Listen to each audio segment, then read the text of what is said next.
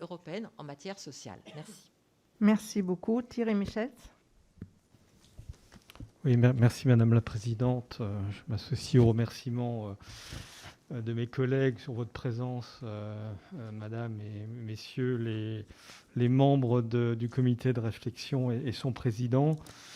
Je voudrais parler effectivement de l'écho que rencontre effectivement la question européenne auprès de notre jeunesse en France. Évidemment, l'abstention massive de dimanche dernier nous fait craindre le pire par rapport à ces réflexions sur la conférence sur l'avenir de l'Europe. Et donc j'aimerais savoir comment vous voyez l'articulation de vos propres travaux avec ceux de la conférence de l'avenir de l'Europe, puisque je pense qu'il y a aussi une volonté au niveau de la présidence française future de s'enrichir, de se nourrir des travaux sur la conférence sur l'avenir de l'Europe. Et il me semble dans ce cadre-là que associer la jeunesse européenne, la jeunesse française me semble particulièrement important. Et j'ai retenu effectivement les propositions de Mme Schnapper, notre collègue aussi, sur comment développer Erasmus pour l'ensemble de notre jeunesse et pas seulement faire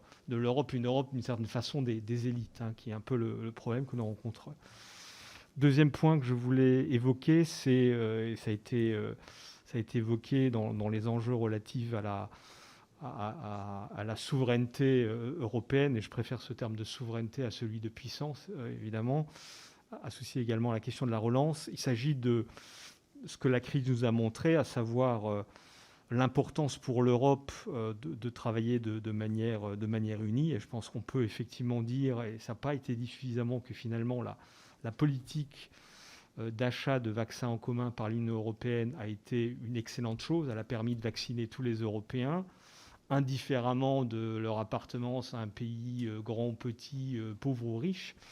Et comment, dans vos réflexions, vous prenez en compte quelque chose qui semble indispensable, à savoir la relocalisation d'une partie de nos moyens industriels, notamment dans le domaine de la santé, et quels moyens d'action, quels moyens de réflexion vous allez proposer dans le cadre de la présidence française.